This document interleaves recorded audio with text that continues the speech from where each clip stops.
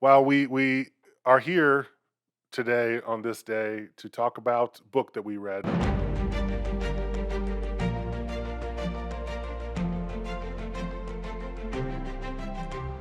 Because remember how we were like, we're going to do a book club. We'll remind people in the next podcast that we're doing a book club, so maybe someone could listen to read the book. We didn't do that. We forgot to talk about it again. We just talked Didn't we about decide that last podcast? no 2 podcasts ago. We had one podcast in Wow. between. Yeah, because remember we even brought up the book in between. Like we'll talk about it next time. Yeah. That was all. That was as far as we got with it. Yeah. Well, we read it.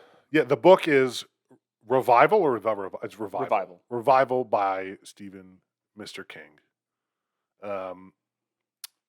Overall impressions, what did you think? I thought it was a good book. Yeah.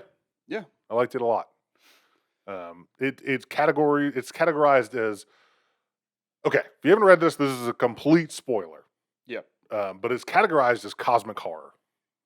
But I would say that like for 80% of the book, it's more just like a biography or an autobiography, and it's a really compelling one at that. Yeah. Stephen King has. This is something I've noticed about a lot of his writing. He has such a interesting way of easing you into the story Mm-hmm. that the closest thing I can describe it as is it's like, because I felt this when I was reading the book, is it, when you sit down in a really comfortable chair and you just kind of like,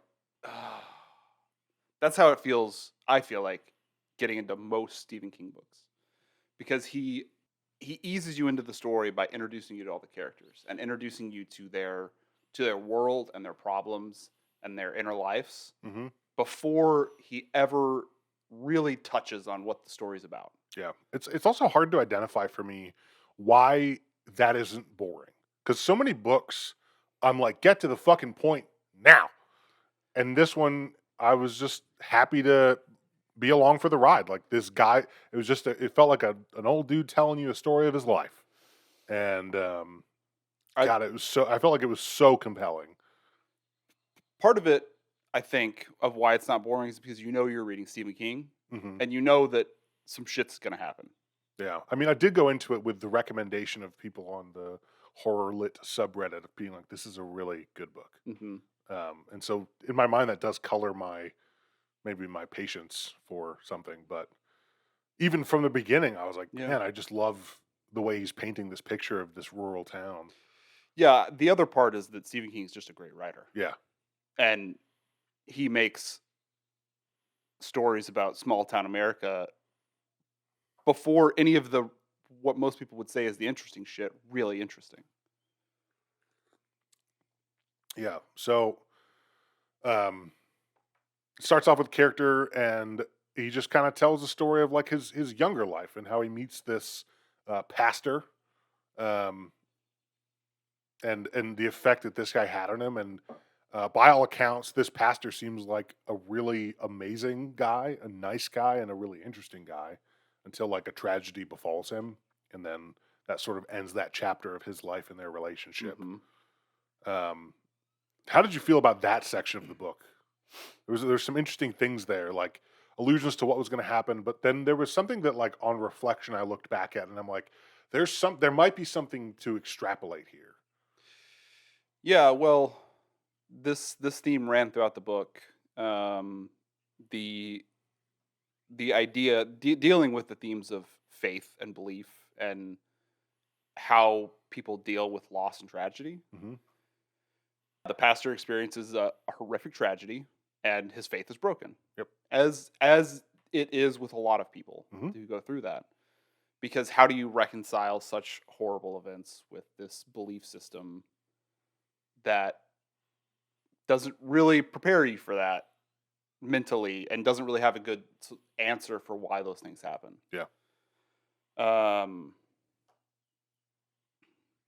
So yeah, like I think that was an interesting way to set up what really is, in my opinion, I think the core idea of the book is what is belief and what is faith, and how do you know how do you have assurance of anything that comes after? And we can talk about this a little bit later because that is a big part of the end of the book. Yeah, I agree, yeah, I found that part of the book like they really built up this. Sorry, we said pastor. Maybe it's Reverend Jacobs. I don't I don't know remember. the difference between any of those things. What's is he a priest? Could be. Priest is Catholic. That's all I know. Okay, I don't know that. He said sets him up to be like a really compassionate and like intricate part of the society where like the main character's brother has an issue where he loses his ability to speak, and the Reverend like asks him and his brother to come over, and he does something with like electricity because his hobby and his pastime is that he's really passionate about electricity, and he Yeah. does something with electricity, hooks him up to this like shock therapy as he calls it, and lo and behold, like the next day or even that evening, he's able to speak again. And so like this is like a minor miracle for them. And then like later on, he tells the main character that this isn't a miracle. Like this was just it's mainly the power of suggestion. But they teach us this in school, reverend school or whatever. Like this is you sort of create miracles for people to believe in. But then later in the book, you sort of find out that maybe that wasn't the truth. Hmm. Isn't the truth. Hmm. Um, but yeah, I mean, there was so the tragedy he experiences is he has a lovely wife who is plays the organs at the organ at the gym, not the organs, the organ at the gym, organ that was called. I forgot the name already. Uh, Plays the organ at the church, not the gym. Could be the gym, but It's uh, yeah. and a lovely little boy who everyone loves, and she's driving down the road one day and coming around a blind turn, and a tractor or some kind of heavy farm vehicle had veered into her lane and totally fucking demolished them. She's carrying her baby down the road. His face is torn off. It was a She's horrific scene. screaming, "Help my baby!" And then like she dies pretty shortly thereafter. And he has to go identify the bodies. He doesn't have to. They tell him not to, but he's like, "I have to see." And then he sees, and the way he describes like the scream of that afterwards is like really difficult. Hmm. Yeah, he portrays grief in a really powerful way too. Um, Yeah, it was a tough scene. yeah, The description of the baby without a face was pretty horrific. yeah, nightmarish. And Um, but I feel like up until that point, the book had been relatively chill. Like they mhm, alluded to this event happening, but like that sort of set it off, and you're like, yeah, "Oh my god." Um, yeah, and and that's it, what kicks off the rest of the book. yeah, he gives like afterwards, after reflection, after a couple weeks, he gives a speech or a sermon in his church about like basically like why God's a fucking fraud, and he like shakes everyone a little bit, and then he's fired and leaves town. Yeah, which is a very understandable speech. Totally. Going through anybody going through what he went through. Yeah. What I found really interesting was that I thought it was interesting the way he portrayed the town's reaction because the pastor gives that speech and they basically ask him to step down and leave town and they're going to get another pastor, but they never do. Yeah. And the church just kind of dwindles into nothing. Yeah. And I thought that was interesting. It was almost as if that that horrible tragedy kind of the whole town had trouble reconciling it with their faith. Yeah. And there was not really a lot of emphasis that the town had into continuing this. Yeah. And if like they made a point to say like no one tried to stop him when he made the sermon, Right. and if their faith wasn't shaken, you'd think that they would make the effort to like get this church reestablished. Yeah. But yeah, it was pretty interesting. And then it's a hard cut to like way later in life for the main character. What's the fucking main character's name? I already forgot, I don't remember. I'm so bad with names. dude. That's It's crazy. unbelievable. Well, I know the main guy's Charlie Jacob Daniels or something like that, or Charlie Daniel Jacobs, something like Wha- that. Yeah, What's some it's combination of those? three single. There's three first names. Um, but yeah, then it's like later in life, this dude is the main character is now a druggie. He's his life is fucking going to shit because he's so addicted to drugs, and his life is basically starting to fall apart around him. And then he like coincidentally runs into Reverend Jacobs again. Yep. Um, I appreciated the description. The King always does this well, and I think it's from probably plenty of firsthand experience. The description of addiction yeah. and how insidious addiction is. It's always interesting and hard to listen to. Um, but yeah, he is addicted to heroin, hopelessly addicted, and he knows it. And I think most heroin addicts know it at a certain point. And then he runs into the Reverend, who does an electrical experiment, and he's cured. But something wasn't right about it. Yeah. He knew something was wrong about that. Well, experiment. he had this like he went unconscious, but for what seemed like no time at all, but had been hours. And he had one like flash of himself just repeatedly saying something's wrong, which is a really like that was even just in and of itself was like pretty haunting. Like Yeah. it's pretty scary. Like imagining that really happening. Like Mm-hmm. that's what starts to that sort of brings you down the road of like this is something deeper than a surface level horror. Like this is Mm-hmm. becoming existential or cosmic. This is another thing that King does that I really like is that he the phrase that the main character keeps saying is something happened. Hmm. And he does a lot of this repetition of phrases and words in his books. And I started listening for that, and you hear that all throughout the book, even without emphasis, where when the characters are talking about this secret electricity that the Reverend has, Yeah. they keep saying things like something happened, and I just thought that was an interesting bit because even when they're not calling attention to it, you just keep hearing it, Yep.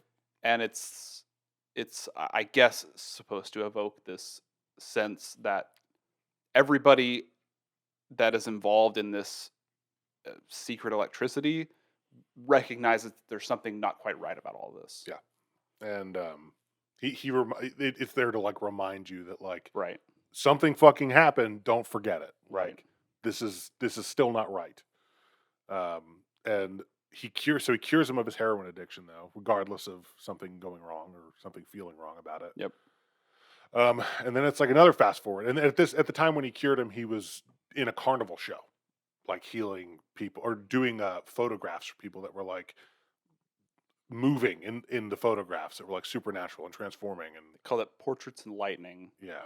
and he was taking people's pictures with this secret electricity, but their pictures would animate themselves, Hmm. and it was from the crowd's point of view was this incredible, cool carnival trick, and everybody was lining up to do it.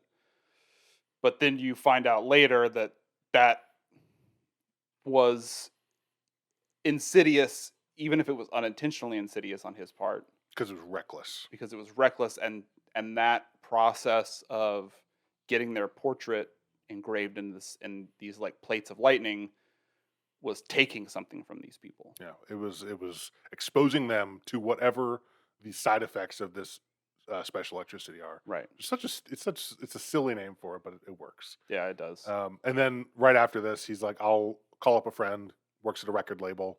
I'll make sure he gives you a job, gives you a chance," and he does. And then he spends like a bunch of his life there. It's really interesting.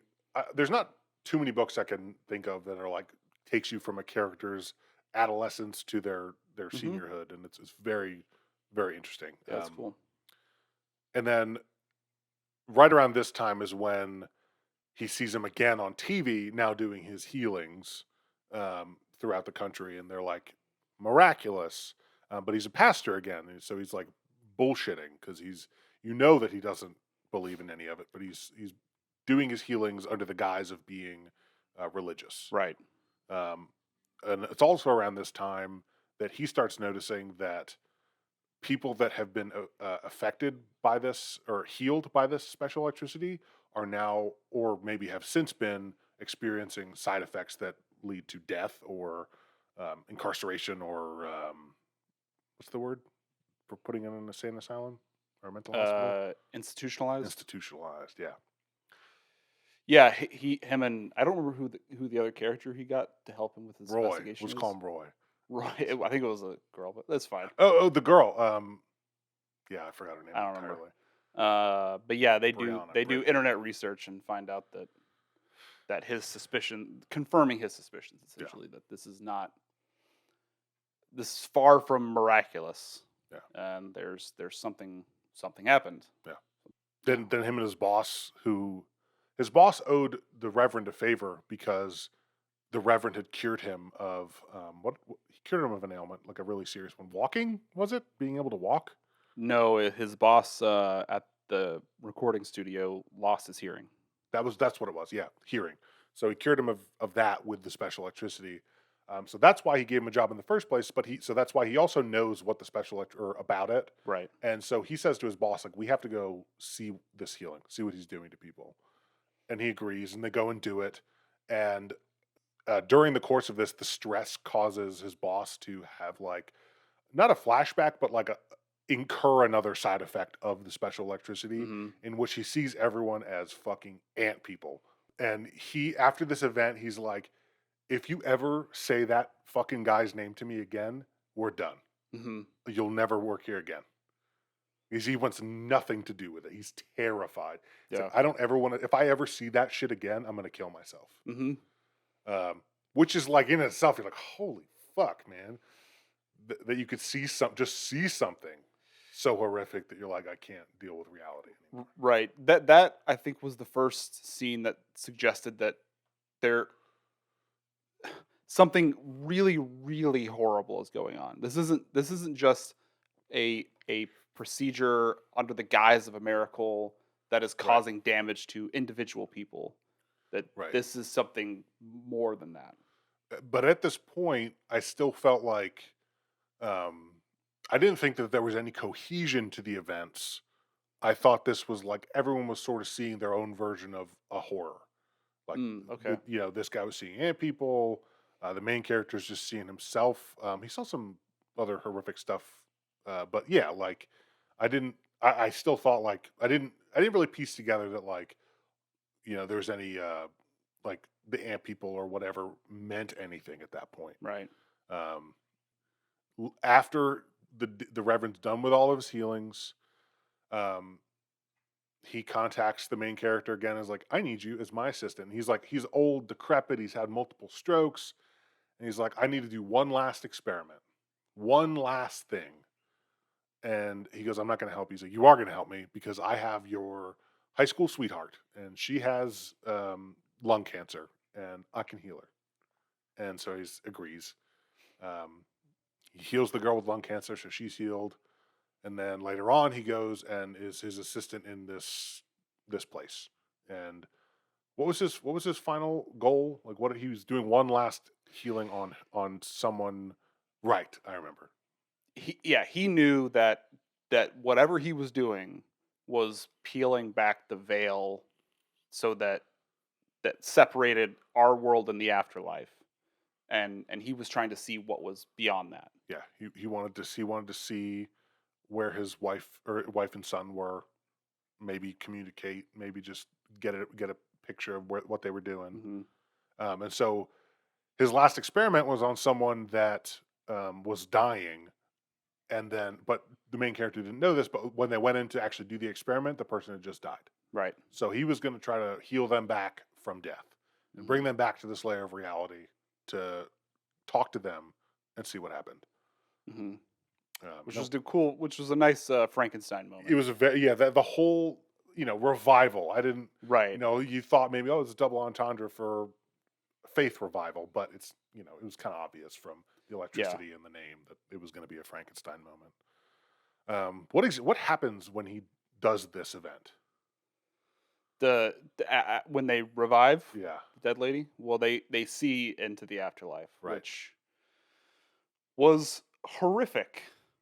Which I'm gonna talk about, but basically, yeah. I mean, if you've read the book, um, it's Lovecraftian horror beyond the veil.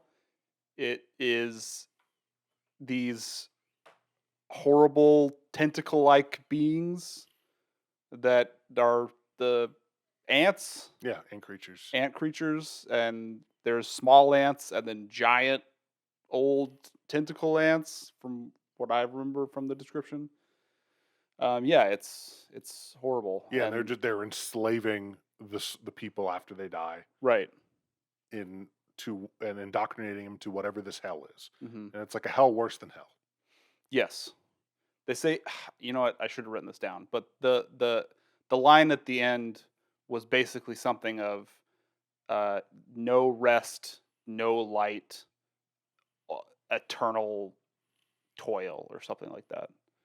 And I know that's not it, but it was something awful like that. Just this, yeah, we're a fate worse than hell. Yeah, and it was like the ants were serving this female figure who was in service of the elder gods. Hmm. Like everything that they were doing was in service of some elder Hmm. gods. And yeah, it was the Reverend obviously was like, "What the hell? Why did anyone warn me?" Um, wasn't too happy. Yeah, it was pretty awful. You know, because I think about this, and I was thinking about this while reading it. We typically a- are how I think of death, and how I think most people think of death is there is either Christianity, or any religion, which if you follow it, you'll probably go to heaven, have nice eternal life. Mhm. There's every religion has some form of punishment for people who don't follow it. But the way I think about it is, okay, maybe there's an afterlife, but probably it's just nothing. And I never really spent time to think about that. Maybe it's just way fucking worse than anything we ever could have imagined. Yeah, And that was a really unsettling thought. it is, and it's that's why I love this sort of horror so much because it makes you like actually worried because these are intangible things that you couldn't know in the real world. Like I know that monsters aren't real, but I Hmm. don't know that when we die, we don't go serve as ant slaves to build some pyramids for the elder gods. Yeah, yeah. Like the worst outcome in my mind would be what the outcome I think it is, which is nothing. Yeah, When you die, it's over. yeah, Oh, that sucks. But I won't even know about it because I'll be dead. yeah. And if there's something after, I was always thinking, well, if it's hell, most religions would say that eventually the people in hell will serve their punishments out, and they'll get to be. Really, I thought it was always eternal damnation. No, the this is for Christianity at least. I don't really know much about other religions. Um, Hell is a pretty fabricated part of Christianity that doesn't really. There's not really descriptions of hell in the Bible. Hmm. The hell that we think of is all made up by the Catholic Church Interesting. to scare people into following religion. Hmm. Um, the real description of Christian hell was it's the absence of God, whatever that is, and it's not very explicit. Gotcha. So, did you? I didn't get the impression in the book that it was certain you would go to this place after you died. I got the impression that the people that were exposed to this secret electricity were probably going to go to this place. Okay, I did not get that, but maybe I misread it. I thought, to me, that is just where humans go when they die. Yeah, But I maybe I missed something explicit, but in my mind it was like he was bringing over this hell to Earth for the people he exposed to this electricity. man, that's way worse. Yeah, yeah. But he did say that there was a lot of people there, so maybe it is more than that. But I didn't think, at least like initially, that it was like you're guaranteed to go there. There was a question Hmm. of if I died, am I going there? Which is Except, even scarier. yeah, except for the main character knows that that's where he's headed. Yeah, he says that right. Yeah, so during the experiment towards the end, when they sort of tear that veil open, and the main character is so horrified he shouts no, and that disrupts everything that's going on with the enslavement work. They all look at him. And they all look at him, and that old god explicitly says, I'm going to save something especially horrible for you. Dude. And then he spends the rest of his life going to therapy, trying to convince himself that that's not going to be what happens when he dies. Dude. And that is horrific. Horrific. Absolutely horrific. Yeah. Death is already that's the scariest thing that every person faces. Yeah. Because you don't know what's going to happen. And you don't know what is on the other side of death, if anything. Yeah. But he did know. And he knew it was the worst thing he could imagine. That's horrible. Yeah, it's and what do? You can't kill yourself. You're just waiting. Yeah, it was existentially terrifying. Yeah, for sure. I really like that sort of horror because it is so like it sticks with you. You think about it for a little while. One thing I was thinking about from the first section of the book was when he goes to heal the main character's brother, his wife is sort of gives him a knowing look and a disapproving look, as if she might know what the secret electricity is. I didn't catch that. And I had a thought of like, maybe the accident didn't happen how we thought, and the secret electricity made the wife go a little crazy and swerve into the truck. Because that's what it does. It makes people go crazy and kill themselves. It makes people go and shoot places up. It makes people do all sorts of insane, horrible things. And maybe she was just his first victim, and he didn't even know. That's a good point. He was explicitly looking for his wife and kid in the end of the book when they ripped that veil open, and he was looking in that other world. Yeah. So maybe he knew all along what he was doing, and he was trying to find them. Yeah. But I mean, I don't know. Maybe she just knew it was unstable or whatever, but she definitely knew like what he was doing was not something that she approved of, but she let him do it anyway, kind of thing. But yeah, that question I think is, I wish there was an answer to, but it's good that there isn't, kind of thing. But it makes it scarier. I don't know. It's a good book, man. I really liked it. Yeah, it was really good. I do like I'm trying to think of how to describe this.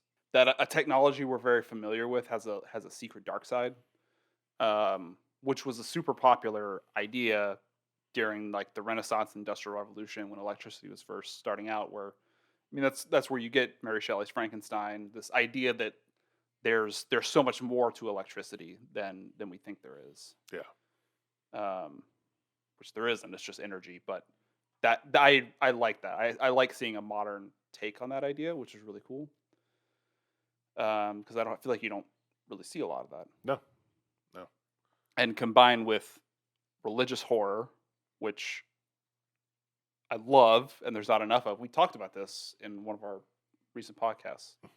I really wish there was more religious horror, even though this one was more Lovecraftian horror in the end. Yeah. But it was kind of setting itself up to be almost religious horror. It was religious in the way that like, the book was intended to make you question faith, if you had any.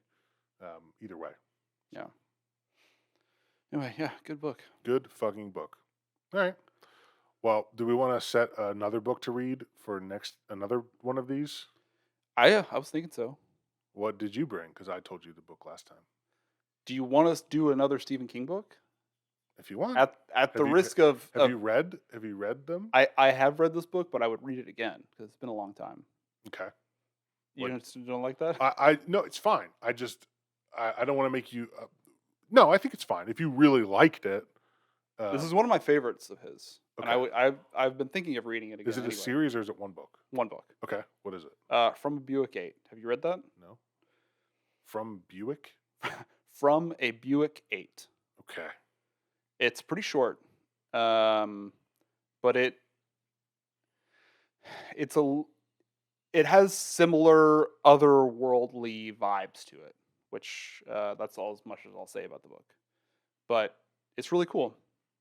It has less explicit information. It's more just kind of just like a creepy, eerie stuff. Okay. But I think it's cool. Yeah, I'm down. From a Buick 8. I can do that. Cool. And then maybe the book after that we'll do something not Stephen Not King Stephen related. King. Yeah. But the whole time I was reading this book, I was kind of thinking of this book, and I thought it'd be cool for us to read this one too. Have you read The Stand? I have. It's also on my list. I haven't read it. Is it good? It is. It's good and bad. Okay. It's really good. It's also really, really long, and it really drags in parts of the book, Gotcha. which is the thing that King does. Yeah, that's what I've heard. I haven't read Uh, enough King to know that explicitly, but yeah. there's another one by him I wanted to read called Tommy Knockers. It's about aliens. That's apparently like pretty bad in places, but like also like kind of like a cult favorite. But I read a bunch of other books since we decided to read this book, and I read 2 in the last week. They were really good. Okay. I read Devolution by Max Brooks, who is Mark Brooks's Mel Brooks's son. Okay. Who was like the director of Blazing Saddles, History of the World Part 1, Mm-hmm. all those movies. He also wrote World War Z and the Zombie Survival Guide, and this one is very much in the vein of World War Z, where it's written in the style of like it's someone's journal entries, but mixed in with interview excerpts and like news and other That's cool. thing excerpts. But it's the story of this like really remote high tech town after an explosion at Mount Rainier, or sorry, an eruption at Mount Rainier, and the eruption is pushing the wildlife out because they need a place to go, and the Sasquatch troop comes to find this town, and it's like the story of like this town and the destruction that the Sasquatch troop came and wreaked on them, and it's fucking great. And also like in like a realistic way, it makes me even more terrified of chimps. Because they talk about chimps in this, and like a lot of the behaviors and stuff that the Sasquatches exhibit are like chimp-like behaviors, and it's so scary. Dude, chimps are terrifying. I've never just thinking about getting your face eaten off by a chimp is horrible. Just their strength, man. They could just yank an arm off you. Mhm. Golly. And they're psychos. I mean, they go after your face and your groin. Yeah. They were talking about chimp. Like, I don't know if this is a real thing or not, but they talk about chimp behavior and how they hunt monkeys, and they're like, they hunt monkeys by they have like a group of flushers, and these flushers will shake trees and bang sticks on trees to make noise and scare the smaller monkeys out and away, and then they'll have people like herding or people or chimps herding them, and then a group of chimps in wait Mhm. where they're funneling them towards, and they'll take these monkeys and they'll just like be eating their guts while the monkeys are still alive. It is so violent and horrific. I'm like, I don't like that. Yeah. They scare me a lot. Yeah. But yeah, I really like that book. There's not enough good Sasquatch stuff out there, dude. Like good Sasquatch stuff. I've never had that thought. That there's not enough good Sasquatch. Well, I don't think like I think it's such a cliche, like kind of goofy folk legend that it's so often adapted into these bad, either joking or just shitty Mhm. B or C tier horror movies. Yeah, I guess I've never read a good Bigfoot Sasquatch book, I hadn't either. so that's interesting. It's never really one that like interests me because it's so like goofy, and you see like all like the merchandise and things people make for Sasquatch. It's so boring. Yeah. But What's this called again? it's called Devolution. Devolution. I'm gonna add this. And That sounds the interesting. audiobook especially is something worth listening to, because Judy Greer does the majority of it, but also Nathan Fillion is in there, and their performances are Nathan Fillion's awesome. real fucking good. Yeah. And I think this somehow led me to my next book, which I just finished today. It's called Fantastic Land. Oh, I've Uh, read that. You have? Yeah. You want to talk about that? Want to do a mini talk about that? Sure. I thought it was fine. I loved everything about it besides the premise, which is a really big thing. Because like I couldn't. Okay, so the premise is like There's a hurricane in Florida, and there is a Disney World competitor called Fantasticland, and it's a humongous park, and they have employees that are paid extra to stay behind if, in the case of a natural disaster, well, they will weather out the storm in their storm shelters. They have plenty of food, plenty of water, um, pretty much everything they would need to survive a fairly extended period of time. Um, and then this happens, and within like the first day, people start fucking murdering each other, and Which is where the book lost me. that is that's the problem. Is like, if this was years, like, I don't know what Lord of the Flies was like they're trapped on an island, right? Yeah. Um, Okay, here's the problem I have with Fantastic Land. That the author did almost nothing to think about how this group of people would descend into murdering each other. so quick. He tried so many different he explicitly like poses this question of like, how did this happen? And every answer that he gives is like, no. Yeah. How did this happen? Oh, they just decided to start murdering each other, even though there was no resource scarcity. No resource scarcity. He goes on and on about how well prepared the park was for this, how they had all the food and water they needed, how there was no imminent danger to any park employees. It's just that they were cut off for a few days. They started like lopping people's heads off. Yeah. So all right. So the explanation he gives is that, so the manager of the park, um, Sam Gringlebimbles, something like that. He he's a real dingus. He's not a good leader, but he's trying to keep everyone in line by just by way of, I'm in charge. Mhm. Um, and someone is questioning his authority. Like, why are you keeping information from us? Why are you going into this room and closing the door? It's the room with all the like satellites and radios and stuff, satellite phones and radios and Right. stuff. Um, and then at some point the power goes out and people start to panic. And he goes back in this room and he says that someone attacked him with a keyboard and he just murdered them.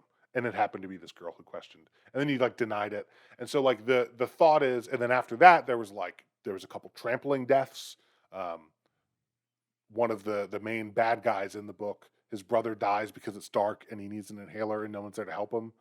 Um, and so people start to get uneasy because of the leadership's killing people. There's deaths happening, and then the final straw is like, this one guy's just kind of goofing around, climbing up a building, pretending to be Batman, and he falls off and he fucking hits his head on the concrete, and he's like writhing and dying. And the main bad guy comes up and smashes his head clean to flat with a stanchion, and everyone's like, "Oh God, we need to fucking everyone's gonna go crazy." And so they like that's the premise, and I just can't. I don't buy it. Yeah, It's really hard to buy. But it was interesting. but if you suspend that disbelief, then the rest of it's pretty interesting. Yeah. Um, I don't remember. This is a while ago that I read this, so it's Yeah. definitely not fresh in my mind. I just remember very clearly when the bad group really gets going, and up to this point, every death has been accidental. yeah. Um, and even setting aside that the accidental deaths are a little beyond belief, um, they the first thing that happens is they correct me if I'm wrong. They send somebody to the bad group to try to make peace Yeah. because they're already at tribal warfare after 48 hours, Yeah. and they lop his head off. Hands. Oh, hands. Okay, It's it's his hands. Okay, And it's then been a they minute. and then they attach him to the stanchion and he's doing this. And then but like, the way they describe it is like he's bleeding out, they can't do anything to help him. It's really like it's really over the top. But yeah, it is like the whole time I was reading it up until the very end, I'm like, God, and it is at the very end, like he's trying to explain it. The last like 10 minutes of the book, he's like, this, I really had to understand how this could happen. It's like, you didn't. Right. It You doesn't forgot make to any do that sense. part. There's no sense. Yeah, I mean, I'm with you. Like the premise is really loose and weak, and I don't like. You know what's really interesting about this book, though, that there are certain people who find that whole situation so much more believable. And do you want me to tell you who they are? Yeah. They're this is gonna go into a weird religious angle, and so maybe we just cut this. I don't know. No, don't cut it. But there is this core belief in Christianity that everybody who is not a Christian is a fallen, broken, horrible person who there's nothing stopping them from murdering and raping everybody. That's literally what they believe. Literally. Jeez. And Do you think that? But all Christians don't believe that.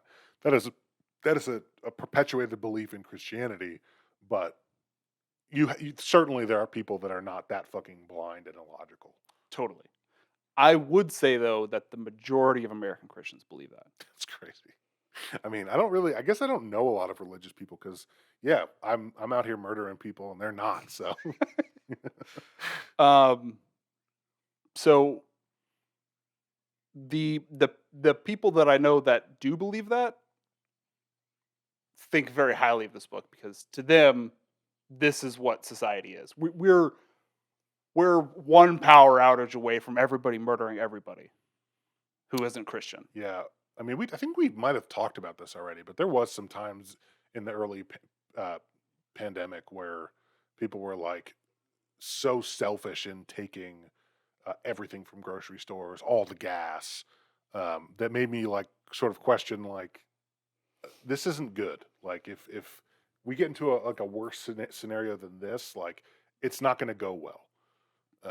Yeah, but that's okay.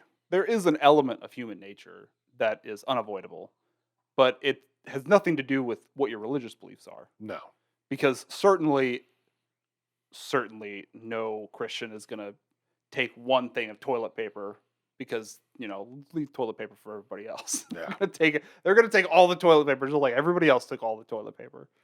yeah, Yeah, there is an element of panic when things get crazy and desperate that people are worried about. But, yeah.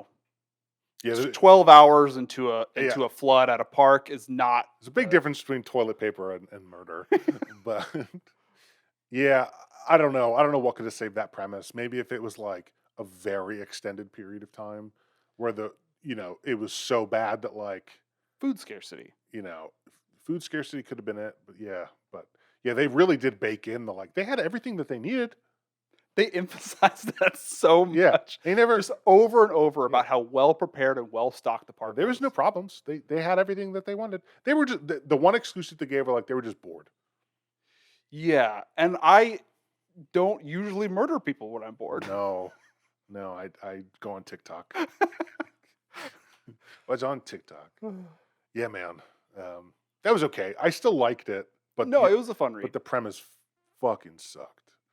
I did like the part where the guy was in the hotel and like he was being hunted by these two like murderers wearing pig masks. But then like after this is all over, he's getting postcards from those people and he's like, "Oh man, these murders with pig masks."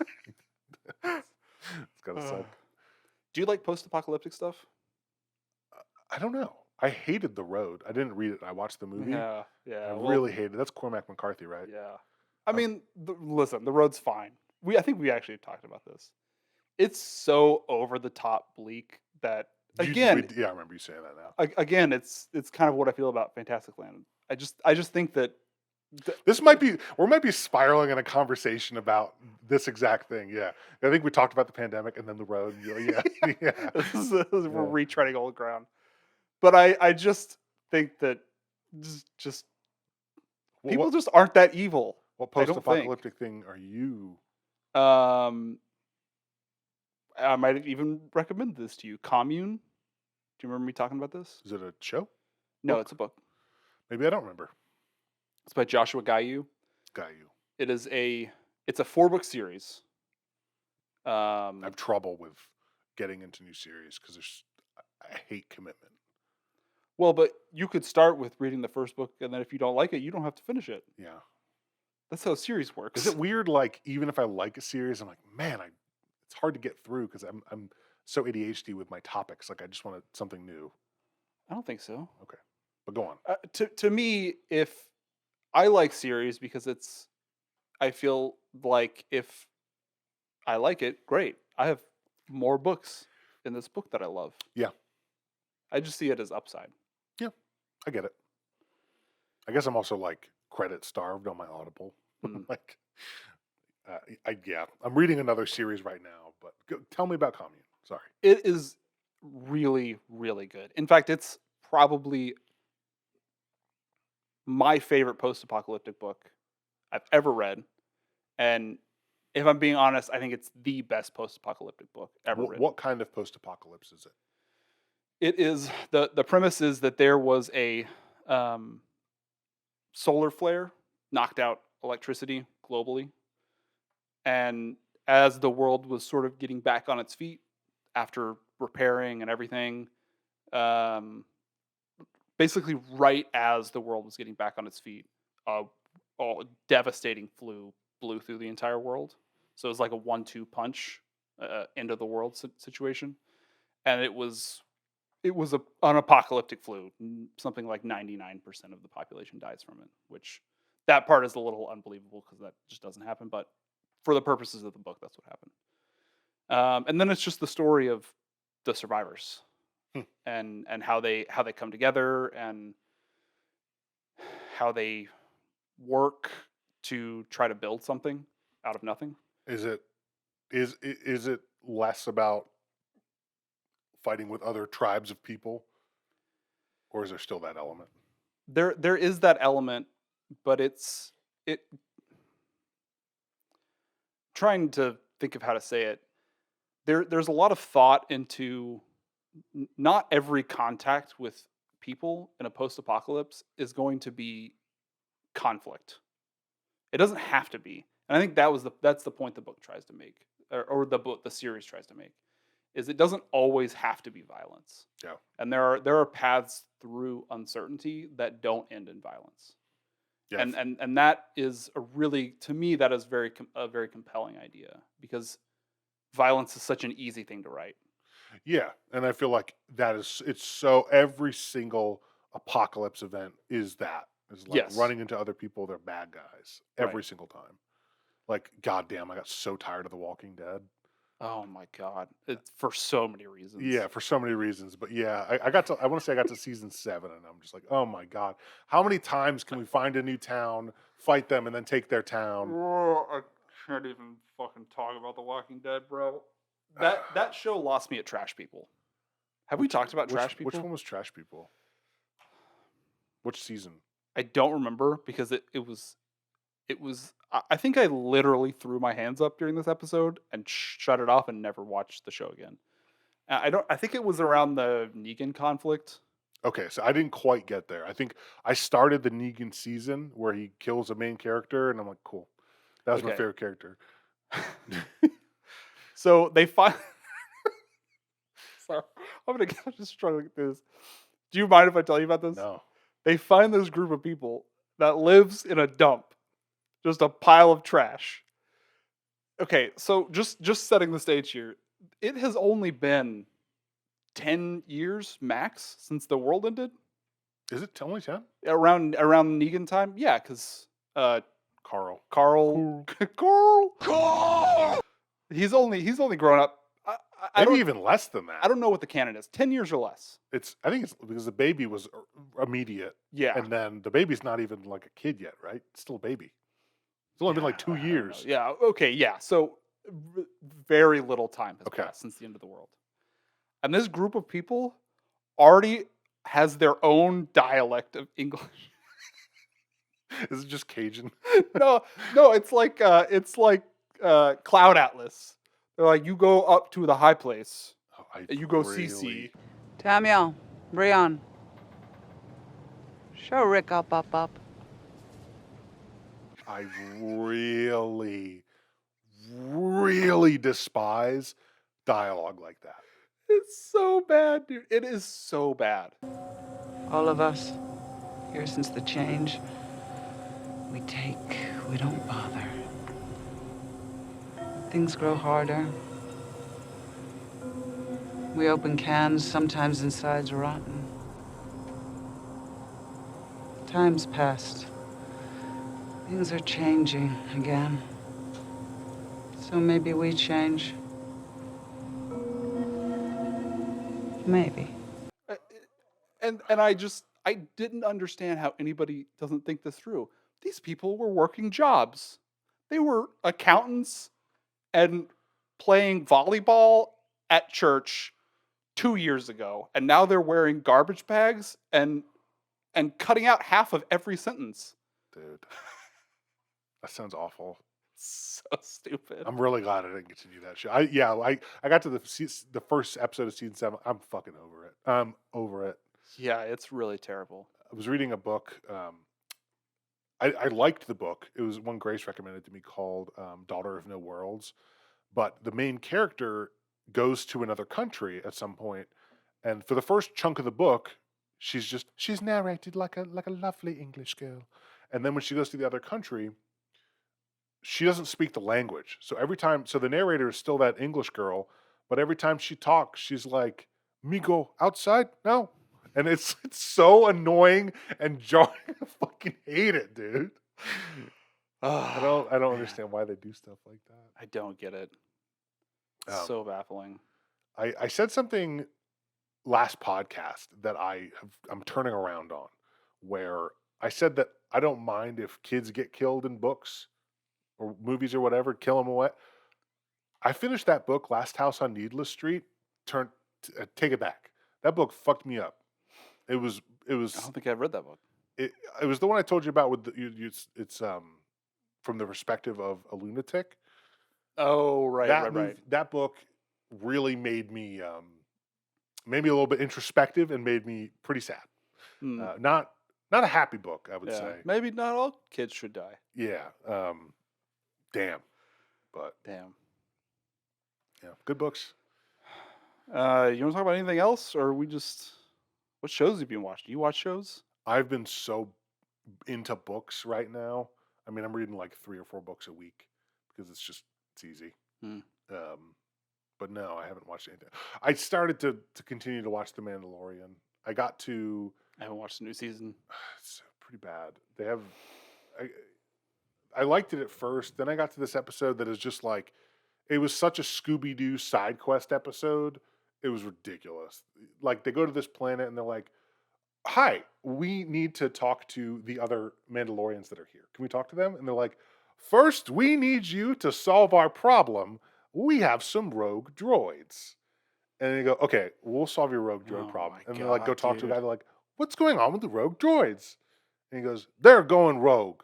You might want to check here first." And they go to this first place and they're like, "Which one of these droids is rogue?" And there's like a fucking 100 droids and he starts kicking them.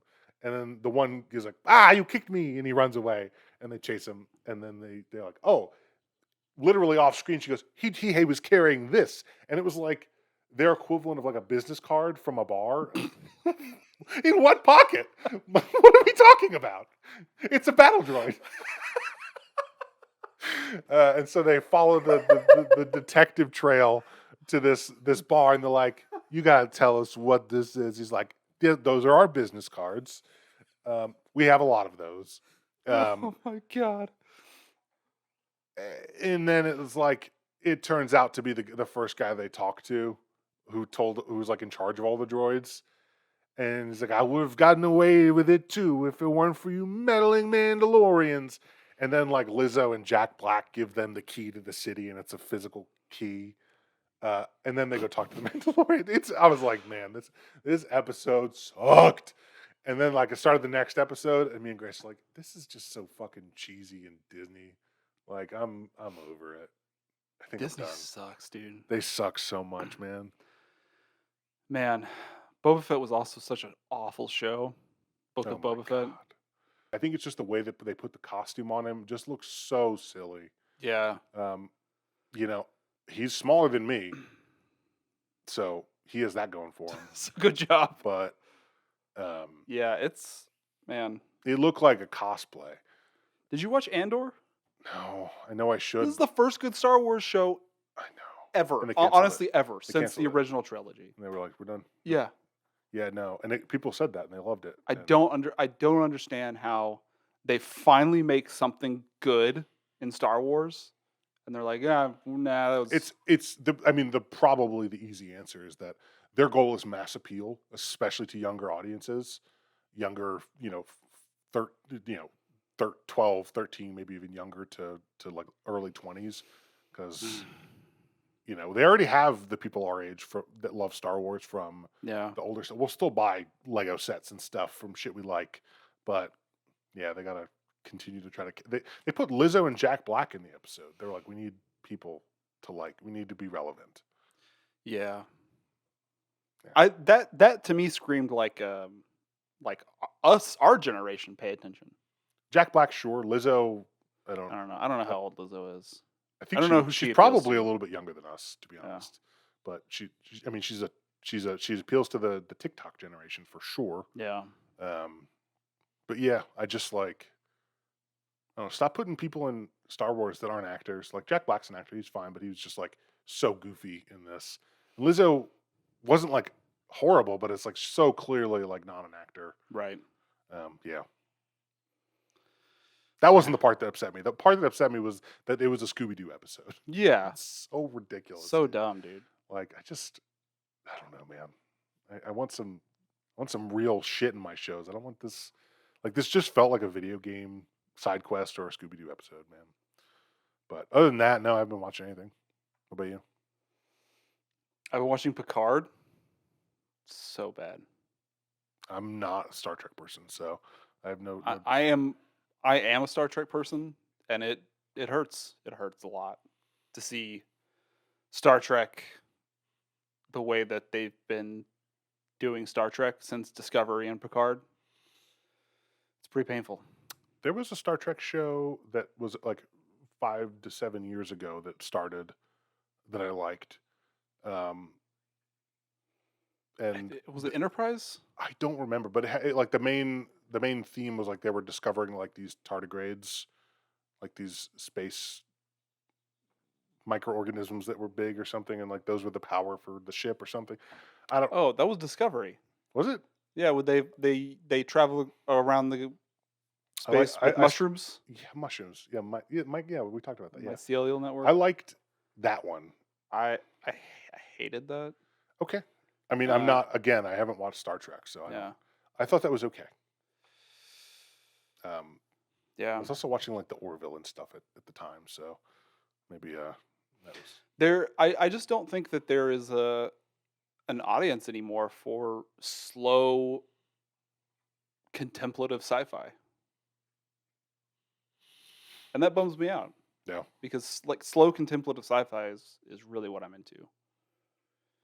But I don't think anybody can. I did like The Expanse. But The Expanse was not slow contemplative sci-fi. I mean, it was amazing. Have you not seen it? I think I watched the first season or two. Man, that lady's voice is crazy. I like getting shit done, and I like to keep my head attached to my neck. Oh yeah, it really is. Honestly, she is the worst part of that show to me. No, you said the squinty guys was the guy just like, oh man, like the main character. Yeah, in the first season, yes. Okay. He turns into an amazing actor. Oh, good. It's really shocking. Figured it out. He must have gone through classes yeah. or learned something, because his acting from season 1 until I think season 3 is when you really start to see his acting skills come out, and he's an incredible actor. Yeah, I do want to watch that show, but that show felt slow to me. Oh, interesting. I mean, maybe it's because I have so much to watch, and some episodes are slow, like it's a lot of talking. But yeah, you should definitely watch that, because yeah. we can talk about that. It's based on books, right? Mm-hmm. Maybe are the books better or no? The books are good. The books are really good. The show is pretty faithful to the books. Okay. For at least the first 5 or 6 books. Yeah, because it there's a big time jump. It isn't sci-fi, right? Like it's kind of sci-fi, but then there's also this like not supernatural, but like this thing. It's hard sci-fi, and it okay. It takes. What is the thing that's going on with the girl that they like in the first season that they discovered? Like, what is this?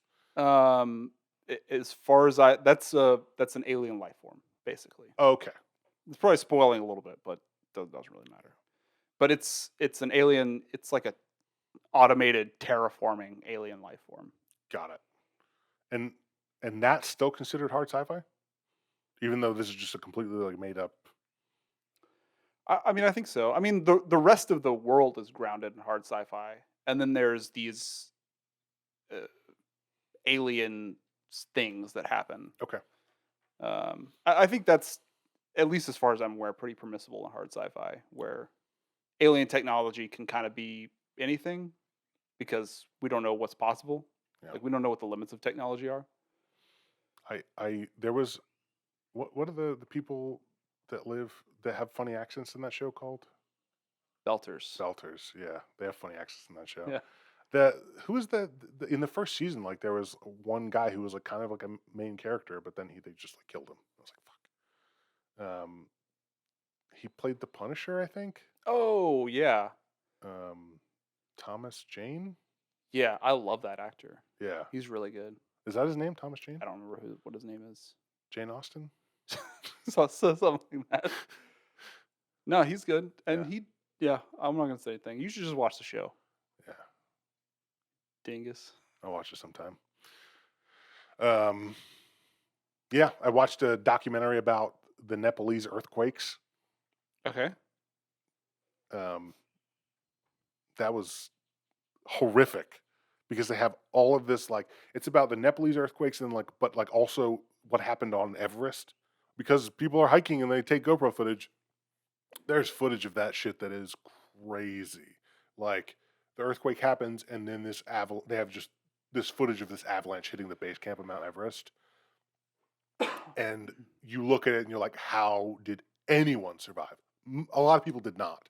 But yeah, you just see like this, it's like 100 feet high of snow wall just hitting these people. Man. Um, What's that called? it's on Netflix. If you just search Check it out. earthquakes, I like Nepal, documentaries. Everest. But then it also shows like towns that were just completely erased.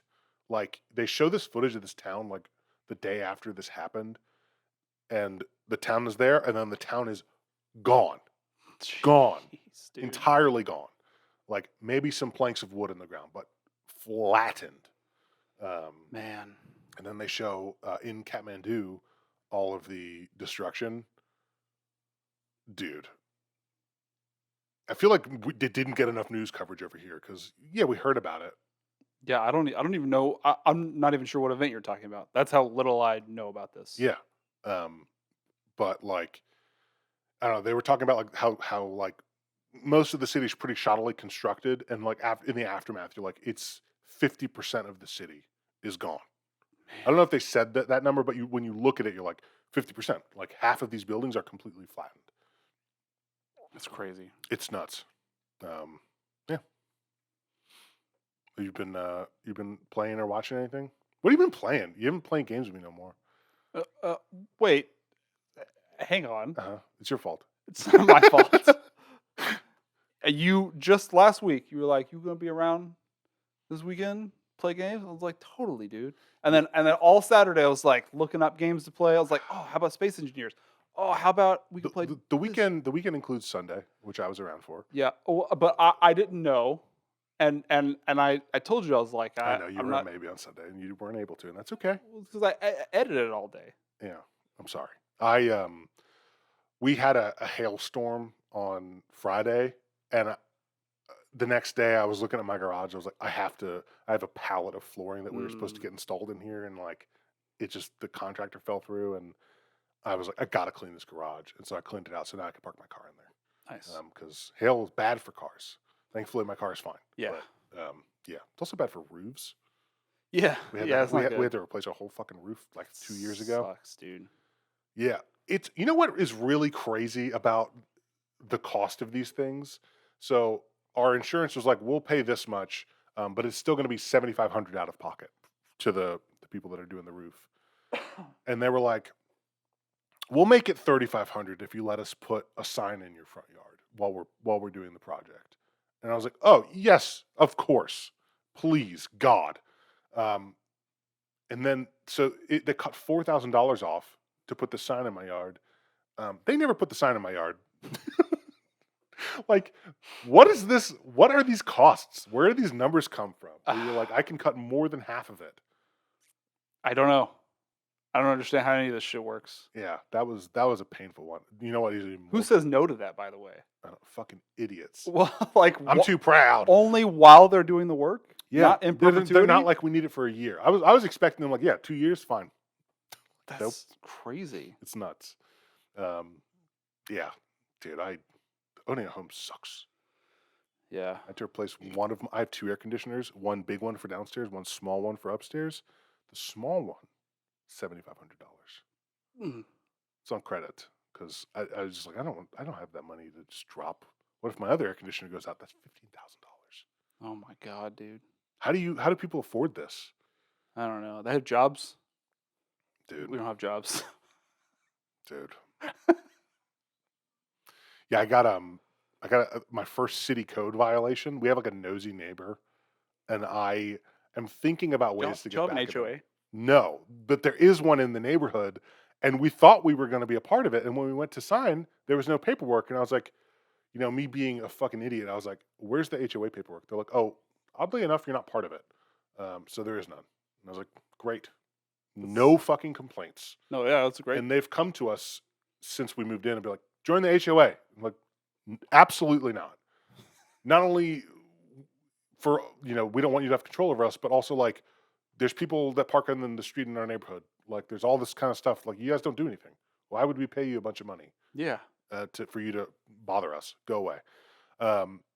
But because of the storm the other day, we had a bunch of branches fall off our tree and ones that were like hanging off. So Grace went up there and cut a bunch of them down on Saturday and stacked them neatly in our yard. And we're waiting for the dump people to come. They're going to come this week. And I also pulled out a big section of cabinetry and put it, that was trash, put it on the curb next to the pile of brush, waiting for the dump people to come. They're coming this week. This happened on Saturday. I got the city code violation yesterday, Tuesday, because my nosy fucking neighbor who has come over to me and been like, you need to wrap up your brush so they'll take it. You need to, and then like when I have like a box that's sticking out of my recycling bin, because recycling only comes once every 2 weeks. He's like, you know, you can take that down to the recycling center. I'm like, yeah, you can lick my balls. Like that quickly he called them and they gave a description of what the problem was. They're like, you have cabinetry and you have brush and that needs to be gone in 1 week or we're going to fine you, or we're going to do it and charge you what that cost is along with the fine. And I'm like, why are people fucking like this? But anyways, I'm trying to come up with ways to fuck with him. And I was thinking maybe it's a good idea to create an email address and just start submitting reports to the city on him. And if they need like photos for proof, just like start photoshopping. And like, you know, you need to remove your dildo collection from your front lawn. Just have a picture of his house with a bunch of dildos all around. I hate him. That sucks. Yeah. Having horrible neighbors is the worst. I have some immediate neighbors are great. Yeah. That guy is like, he could see my house from the other street. He's not even on my street. I do not understand. How do these people have this much time on their hands? He's old. He's dumb. He's old. Fucking old people, Old, man. dumb old people. Like that's all they have to do in their life is just walk around and complain. His house isn't all that great either. I mean, it's fine. Keeps a dildo collection in his front yard. Oh man. But yeah, other than I tried to keep playing Path without your guidance, I couldn't. There's nowhere for me to go. So I stopped, and that's fine. I mean, I can help you No, anytime. I mean, I got my fun out of it. Okay. I was getting to the end of red maps, and then I was just like, I've spun my character enough. But I bounced around from game to game. I played a little bit of Redfall yesterday. Boy, that game looks getting terrible. slammed. I wish it wasn't, because I really like Dishonored, and people really like Prey. I don't know if Dishonored was made by the same Arcane studio that made this one. I don't know what happened with the development of this game, but it looks like it was made in like 6 months. In what way? It just looks so rushed, just from what I've seen, just copy pasted assets all over the place. Oh, yeah. Like, there's some pretty immediate stuff that punches you in the face where you're like, oh, I see a dead body. For some reason, it's your instinct to go and punch it. Nothing happens. Just stiff, unreactive dead bodies. Um, really bizarrely small explosions, but like that stuff's fine. The stuff that got me was like, I was like, when you pick your character, it tells you like the 3 superpowers they have or things that they can do. And mine's like, you have an umbrella move that can block damage. You have telekinesis, and you can call your vampire ex-boyfriend to your aid. I'm like, that sounds dope. And then I start playing the game, and I'm like, on the first mission, I'm like, how do I do these moves? And then I look at the controls, and like the controls showed me, and I did the only one I had access to was my umbrella, but they never told you. It's like where's the tutorial for this? That's what I'm saying. It seems like there just wasn't enough time to do anything in that game. Yeah. It feels like they got it to just barely functional state.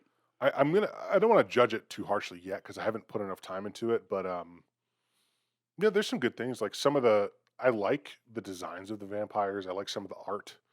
Some of the guns that I've gotten so far are cool. Like there's like tiered weaponry, and some of the designs of those are nice.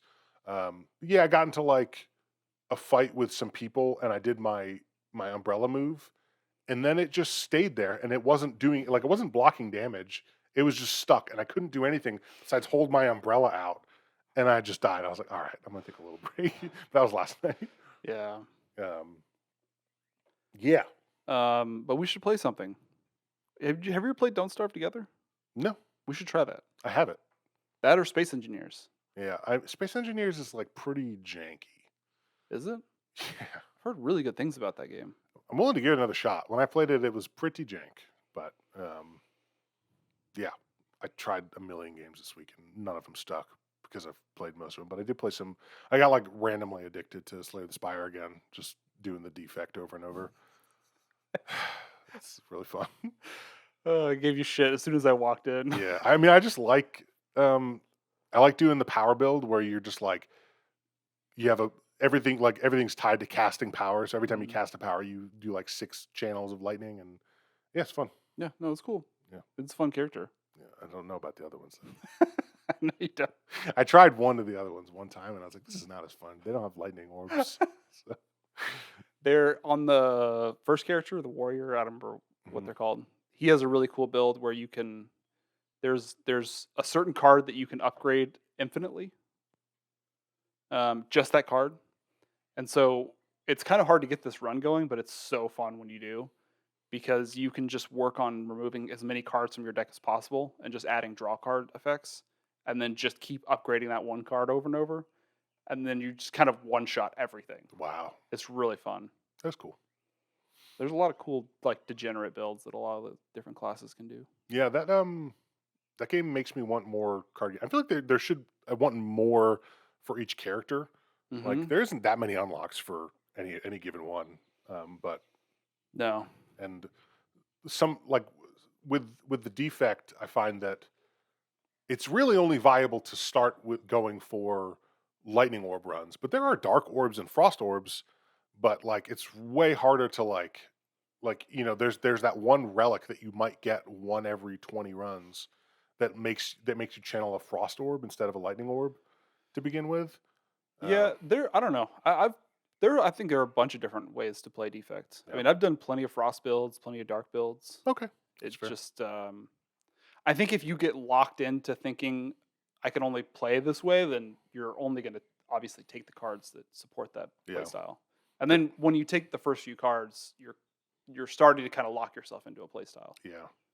Yeah, there's one in the third act, there's one elite that is like so fucking hard to kill with my build, where all I do is cast powers pretty much, and he has an amazing amount of HP, and every time you play a card in a turn, it makes him more susceptible to your attacks.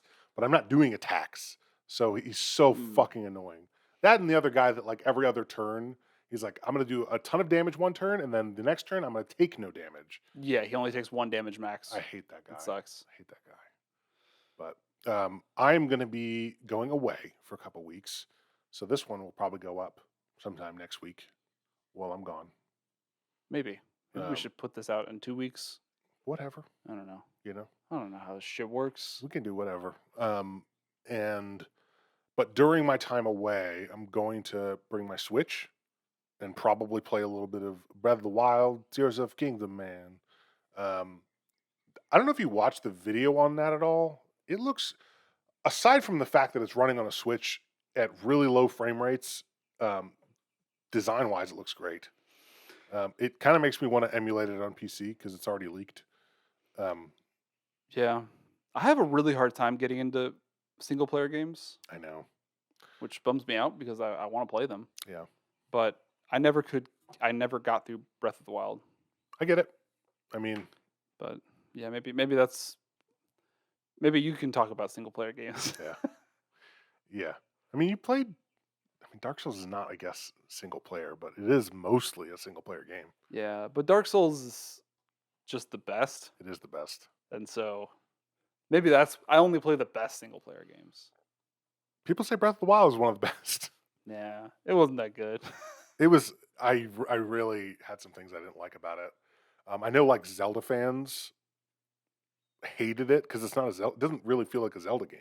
It didn't to me. Like you're not progressing through dungeons by getting upgrades. You're just like you get a few things to begin with, and then that's kind of it. Yeah, you get a few powers, but yeah, it didn't. And then the breakable weapons drove me up a fucking wall, dude. Yeah, I don't remember what exactly turned me off of that game, but I don't know. Yeah, the weapon issue. I hated that I was constantly going to my menu to like pull weapons and items. I don't like crafting things, Yeah, it was a heavy crafting game. and you just give me. I want to find a cool sword. I think you'll definitely hate this next one. Is it even more crafting? I mean, it's sort of like it seems like the premise is like build contraptions. Oh, But it's cool. I mean, you're building like floating platforms, and it's like kind of like it reminds me of Gary's mod. Did you ever play that? Where you just like get a bathtub and you attach a couple rocket boosters to it and sit in it. It's kind of like that, which I found really fun. yeah. But yeah, I don't No, know. I Looks want to good. do a dungeon, get a cool sword, and be like, "Wow, I like this sword." Then keep it. Right. The weapon durability is Yeah. still very much a thing. Not for me. Yeah, I understand. And I want to play Survivor, Jedi Fallen Order Survivor 2, man. But it's gotten the worst PC performance reviews you could get. Yeah, it looks pretty bad So- from a performance standpoint. Yeah, maybe I'll get it on PS5. But I want to I like playing things on PC. I like ray tracing. I know that ultimately I want my games on Steam. But yeah. Well, when you get back, let's do Don't Starve. Let's try it. Okay. So we can do a run, and if you don't like it, we don't have to keep trying another run. Yeah, I mean, is there progression in that game? I don't even really.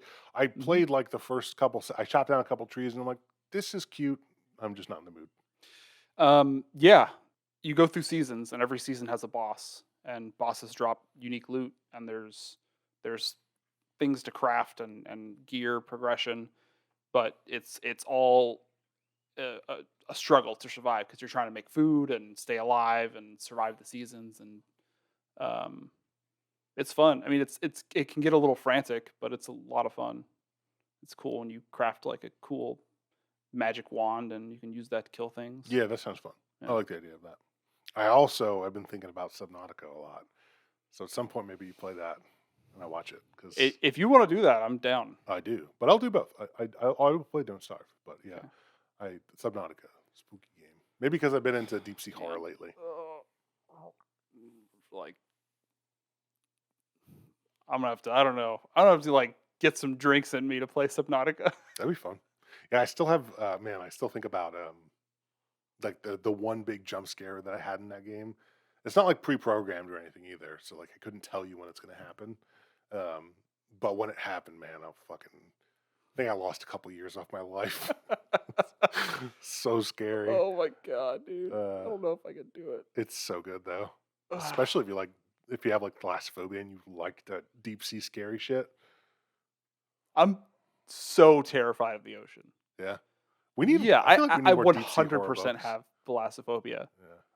And I don't even know if I'll be able to get through it with you watching. To be honest, I really don't think I'm going to be able to get through that game. Might give But it a shot. We can try it. Yeah. All right. I mean, Another episode down. that was a good book. I'm glad we read it. And Yeah. next one is Buick From a Buick 8. From a Buick 8. Got it. Yeah. Okay. I'll get it on Audible. Is it on Audible? Yeah. Audible. All right. Okay. Thanks, man. Thank y'all. Bye. Goodbye.